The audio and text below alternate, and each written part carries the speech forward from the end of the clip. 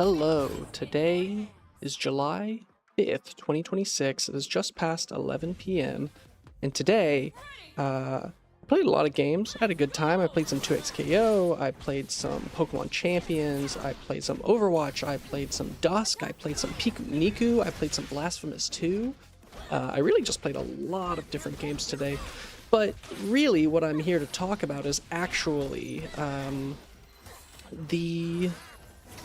Truthfully, what I'm here to talk about is actually anxiety in fighting games. I'm using those words very specifically.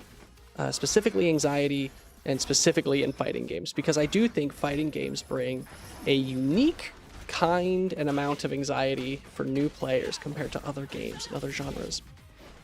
And I'm not, to be clear, this is all brought up second-hand discourse, which is, my favorite kind, where you get to just not actually hear any of the arguments, but you hear them all secondhand from someone else who sort of sums them up.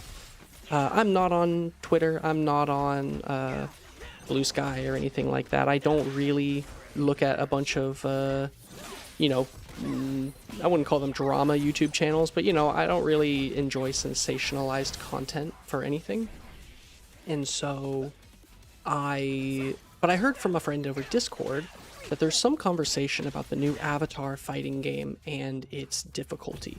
It had its open beta, its closed beta and early access. Like if you pre-ordered the game, you had a beta weekend just this last weekend, and I've heard a lot of good things, and I've seen a lot of good things. I think that it looks incredibly interesting. There's a lot of personality in the characters, and some characters look a little bit stupid, and some of them seem really quite difficult, really quite technical.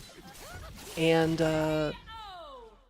with that, there is a new wave of people who maybe want to try out the game, but are struggling a bit because they look and they see these crazy Azula air dashes, or these like hyper-specific tough walls and specific wall combos, or maybe they just look and they see Sokka doing. They see that one Brian F clip of Sokka doing one attack like 5 times in a row, and it's, I don't know. I don't know what they see specifically that looks daunting to them.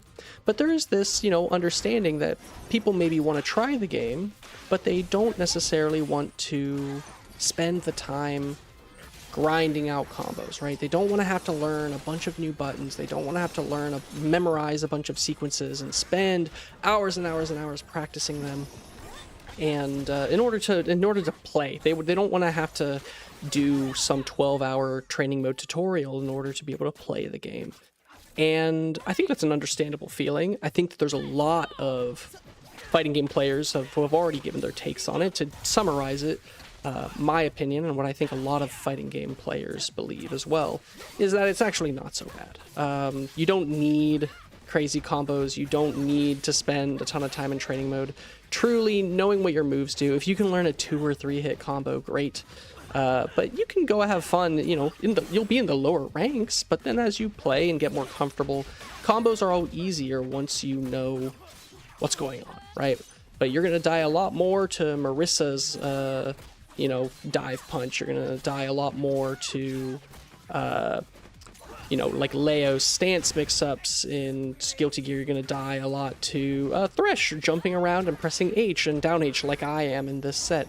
When you're new, you're not gonna die to 30-hit combos, or maybe you will, but it's not really the cause. The cause is that you're dying to these more generic things. You're learning to anti-air, you're learning your movement, you're learning when to block, when to take your turn. Maybe you don't know what a plus frame is.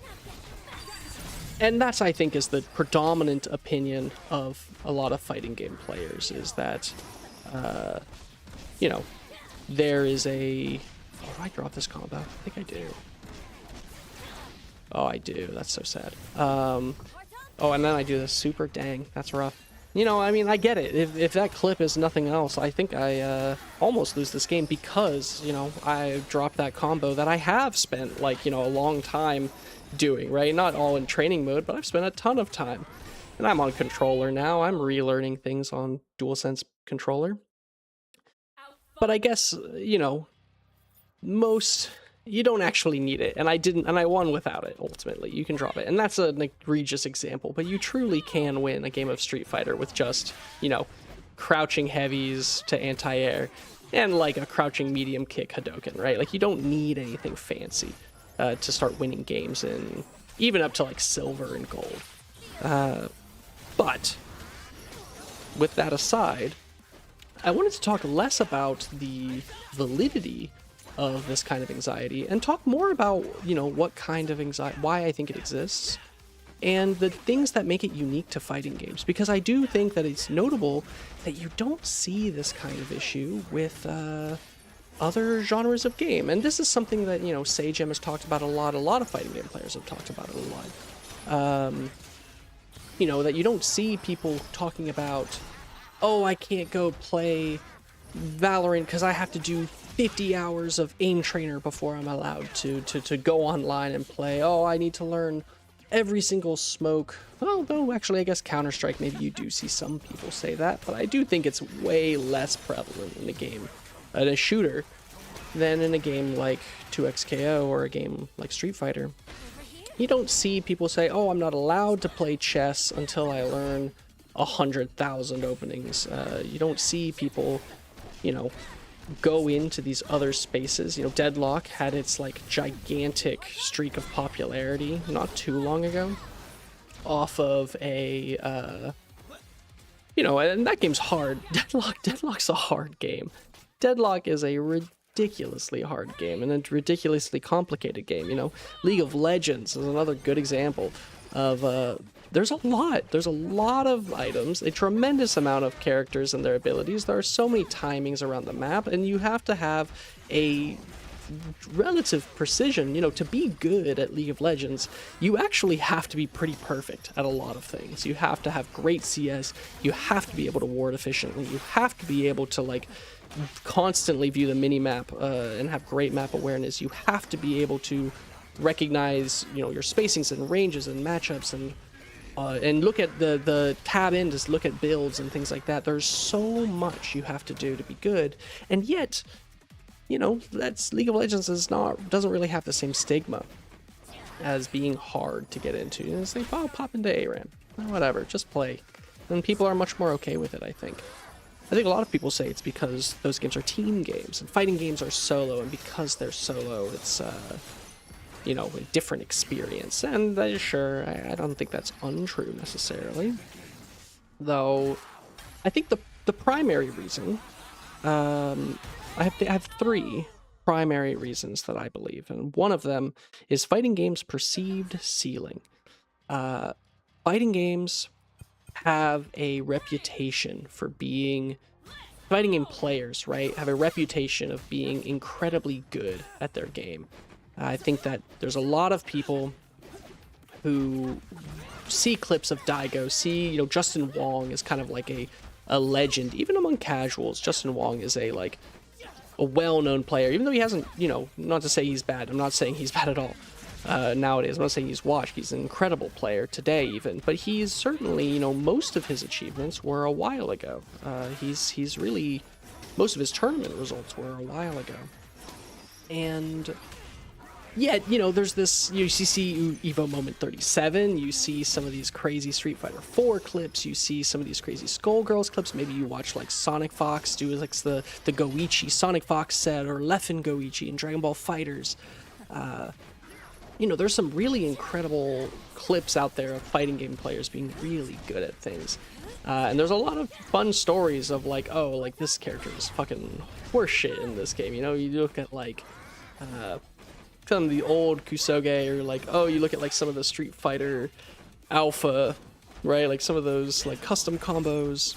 Man, these are stuff games I haven't even played, but I know like kind of legends about, or I'm like, oh yeah, the one frame links in Street Fighter 4. I think there's an understanding that the players who are good at these games are fucking incredible at them. And I think that, and I mean this respectfully, they're slightly overrated. And not to say they're not good, not to say they're not incredible, because they are good, and they are, like, you know, I have absolutely no, I'm not trying to downplay how good they are. But I think that people think that the reason Daigo's incredible is the parries, right? And the parries are good, and the parries were good, but what makes a fighting game player strong in many ways is really just game knowledge and an understanding of pattern recognition, right? It's usually not combo execution, which is why when there are cool combos, it's exciting even for good players, because combos are more of a... they're a smaller optimization in the grand scheme of things. And so, but I think a lot of people see this ceiling and they think that the hard part, they think it's like a 10 out of 10 in difficulty because of these like technical things that you do. And while I think that you could argue like it is a 10 out of 10 in difficulty, but that's because everything's a 10 out of 10 in difficulty when you're against the best players in the world for it, you know what I mean? Like the best Call of Duty players have just as hard of a time, I think, as the best Street Fighter players, because you're just, you know, it's a zero-sum game against the best people in the world in whatever it is that you're doing. But I think that's number one, is people see this like perceived difference in skill, and they think that they are at a 0 and that the good players are at like a 90 out of 10. They think they're at a 2 out of 10 and that everyone else is at like a 50 out of 10. You know, they watch clips of decent fighting game players and they think they're really strong. But that's a literacy issue. It's because they don't actually know what they're looking at. You know, people don't play fighting games as much as shooters. People don't play fighting games as chess, right? It's fast and it's complex, right? There's density on what's going on screen. Someone may watch this footage and not realize that me and my opponent have both made dozens and dozens and dozens of mistakes that are stupid. We've both made, like, neither of us are very good. But it looks very impressive, I think, if you were to go in with no real understanding of what's going on. It all looks very impressive. And, you know, my opponents, I'm a relatively experienced fighting game player. My opponent seems to be as well. And yet, here we are. You know, it's just the nature of these things. So, but again, I want to bring that back to literacy, fighting game literacy. Because people didn't play them as much. And when they did, you know, when you play Mortal Kombat with your friends, you don't get a sense of what a plus frame is. You don't get a sense of like maybe a high-low mix-up. You just kind of know, oh, projectiles. You just kind of know, oh, man, I don't know why I said GG. That was not... I thought Swim Trunks was my opponent. He was not. You don't get a sense for even combos, right? You don't get a sense for any of these things when you're playing with your friends or growing up, maybe. And because of that, I think, you know, there's an understanding that, or there's less of an understanding as to what these games are and what's normal in these games, right? Like when can you press and when can you block and when can you do all these things. And then I think another thing of it is the control scheme. And I think this is like, I'm not going to get into like, oh, should there be modern controls? Should there be whatever? Like, oh, 6-button versus 4-button versus whatever. Really, I think that it's just that, I think there aren't that many games that have as many relevant buttons. And I'm not trying to make a point here. I just think that there aren't that many games where you have 4 or more attacks. You know? I think that when you play Halo, you have, like, you shoot, you zoom in, you throw a grenade, and you melee. Right? You have zoom in, shoot, throw a grenade, melee. And that's 4. Those are your 4, and jump, I suppose. Those are your 5 buttons. And you rarely do them, like, in a huge sequence. You usually do, you're usually doing, like, zoom and shoot, maybe melee sometimes if you're close. You jump sometimes if you need to move somewhere. And you throw a grenade sometimes if you're, you know what I mean? But it's really just the 2. It's just zooming and shooting, and not even zooming for some people. And so you have these 2 thumbsticks and 1 button, which is like, you know, maybe 50% of the gameplay, 60% of the gameplay. And I think that, you know, most people know how to use 2 thumbsticks, in large part because they've spent a lot of time playing Halo, COD, and these other shooters.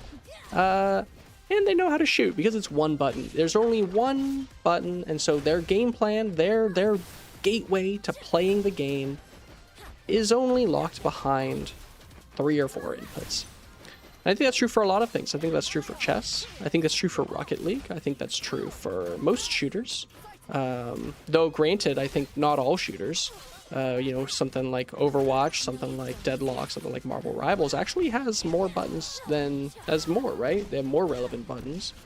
But those games, I think, similarly, are some of the most popular games in the world and have a lot of people who, when Marvel Rivals came out, they played TF2. Or, sorry, they played Overwatch. And when Overwatch came out, they played TF2. I think that there's a lot more, you know, again, literacy regarding these inputs. Something like chess, something like, even something like Counter-Strike. Even something like Counter-Strike, for as difficult as that game is. And that, I think, is a recurring issue. Again, coming back to literacy, where they don't know, new players may not know what's going on the screen, and new players also have to deal with a lot of information just in their buttons. Their key to engaging with the game is behind way more inputs than engaging with other games, and that's a perceived barrier as well. You know, you do have to learn more buttons to play a fighting game, and that's true. I think that's strictly true. If you want to play 2x KO, you will need to know how to use light, medium, heavy, special 1, special 2 tag. There's just no way around it, because, I mean, you can play without them, but I don't, you know what I mean? Like, there's a huge gap there, and that's a lot of buttons. And lastly, and perhaps most importantly, is the third and final reason that I think makes it difficult for casual players to enjoy fighting games uniquely, is because losing sucks. And losing sucks in every game, but in fighting games, when you lose in a fighting game, it can feel like you can't do anything. It can feel like you died for nothing way more often. You know, I just ran forward and I'm getting hit with, what is this gonna be, like 50%? Something like yeah, you know, that's about a little more than 50%, 550 maybe, 55%. And I just dashed forward. And I think that while you have games like Counter-Strike where you die, right? And those games can be pretty frustrating as well. I think Counter-Strike and Valorant are a little notorious for being frustrating. I think in a lot of games, like Marvel Rivals, like Overwatch, like Rocket League, like even a game like League of Legends, even a game like Dota 2. I think a lot of these games, you have a lot of agency, even as you're losing. You're playing the game, right? And in fighting games, you can lose that if you are in a bad spot. You lose your agency. Now, I think this talking point has actually been done a lot. People have talked about a lot about, oh, well, you're just getting comboed for 30 seconds. It's why people advocate for shorter combos. It's why people advocate for things like DI and Smash Bros. And Rivals. Because that way they can, you know, not lose their agency when they get hit. But I think this really affects low-level players way more than it affects high-level players. Because high-level players, oh my goodness, what a terrible super that was. Because high-level players, I think, have recognized that they do have agency. It's just condensed into wake-up situations. You know? Oh, I got grabbed right there because I didn't fuzzy jump it properly. I didn't, you know, like, I think you do have agency because you don't just die when you get hit. That's the thing. Combo drops happen a ton at low-level play or mid-level play, and even high-level play you see people drop combos. This person just reset me. They reset me once, and they dropped a combo again. And then I got like a little bit of damage. Oh, there was another instance where I just did not hold back. I didn't parry properly. And I don't know what I was doing there. But, you know, this is Emerald 2, which is not high ranked, but it's not low rank either. It's not like a pathetic rank. It's not a new player rank. And I want to emphasize that I'm getting owned, but I do have a lot of agency with how I'm getting owned. But I think I recognize that I have a lot of agency and that I'm making several mistakes, and that's what's causing me to lose. It's not one and done. It's not that I'm getting destroyed by one combo. It's that I am making several mistakes over a few important situations that are causing me to lose. And I think that new players are not aware of that kind of thing. I think that the lower level players, newer players, it feels like they're just getting destroyed by you know, one combo. It feels like you can't play the game. It feels like you're trying to press a button and then you die. And then you try to press a button again and you die. And then you try to press a button again and you die. And then you block a little bit and then you try to press a button again and you die. And I think that it feels like you have no agency, but the reality is you did have agency. It's just that your literacy was too low to properly use that agency, to properly like have that kind of you know. And I think that makes losing feel even worse. Everyone hates losing. That's not a secret. That's not a fighting game thing. And nobody likes having agency taken away. That's not a fighting game thing either. But I think fighting games, because the literacy is low, uniquely feel like you don't have agency, even when you do. Losing agency for a small combo, in most fighting games, 2xKO has long combos, and you lose agency for like 6 seconds or something. You know? 3, 4, 5... Okay, drop the combo, and it would have been like it would have been like 6 seconds. Maybe it would have been like closer to 12 after the level 3 if they finished that. But this is a long combo game. If you're playing Street Fighter, it's not like that. It's a few seconds whenever you lose neutral, whenever you get hit by something. God, I wish I lived this game, but I dropped that combo. I guess I'm kind of rambling at this point, and this isn't really a good video, I think. I don't think I did a great job of explaining my thoughts. But really, I just think that all of it comes down to a literacy issue with fighting games. And that literacy issue contributes to a large amount of anxiety for new players. You know, I think that it's controls. I think that it's people think fighting games are way more complicated than they actually are. Like they're hard. I'm not trying to say they're easy, but they're not that hard. It looks way harder. They look way harder than they are. It's just that there's a lot of buttons, you know? And by a lot, I mean like 8. And 8 is a lot, but it's like, whatever. This isn't StarCraft. We want a hard game. StarCraft, that's a hard fucking game, in my opinion. I'm a big fan of StarCraft, too. But, anyway. I think that as people play more fighting games, and as, you know, fighting games are more popular now than they've ever been. You know, Street Fighter 6 has had some pretty incredible success. And I think, like, you know, there's always going to be the Tekkens. There's 2xKO has gotten some new players in. I think that Marvel Tokon next month will get some new players in. And I think that even Avatar will have gotten some new players. And as more and more people learn fighting games and they're able to introduce it to their friends and their kids and whatever, you know, as time goes on, I think literacy for this kind of thing will go up. And then in the future, I don't think there will be an issue with it. I think it'll just be like, oh yeah, fighting games are kind of hard. And that'll be it. They won't be so intimidating. It'll just be, oh yes, there's a lot of buttons in fighting games. And they're, you know, that'll just be how we talk about it. Anyway, I do win this game, just so everyone knows. Maybe I won't finish it out. This ended up being a much longer... I was hoping for this to be like 15 minutes, 10-15 minutes, but here I am pushing 25. But I think a lot about this kind of thing. Next time, tomorrow, or maybe the day after, I want to talk about Dusk, actually, because I started Dusk, and that's a fun little game so far. I say it's fun, it's kind of scary, but not in a serious way. Alright, well, thanks for, if you're listening, thank you. If you're not, that's totally fine. And I'll see y'all later. Have a good one.